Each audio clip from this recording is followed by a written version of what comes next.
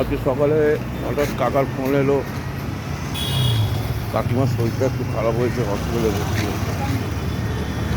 তাই দেখতে চলে এলাম পিয়ারলেস হসপিটাল। এই দেখুন হেঁটে যাচ্ছি রাস্তা দিয়ে, এই রাস্তাটা পিয়ারলেসের রাস্তা, পিয়ারলেস হসপিটালের রাস্তা। দেখুন লেখা আছে পিয়ারলেস হসপিটাল, ওটা বাইপাস, এদিকটা পিয়ারলেস হসপিটাল।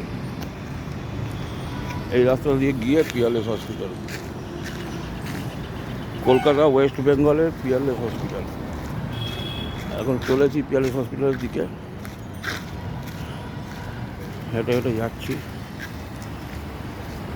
একটু এগিয়ে গেলে যে রাস্তাটা ঢুকে যাচ্ছে, ওই রাস্তাটার নাম হচ্ছে শহীদ সিটি। অনেক পুরনো জায়গা এটা,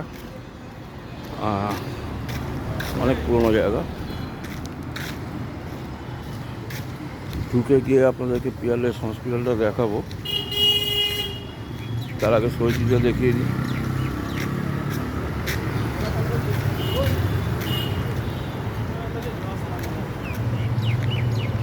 এই দেখুন এখান থেকে দুটো রাস্তা গেছে, দুভাগে হয়ে।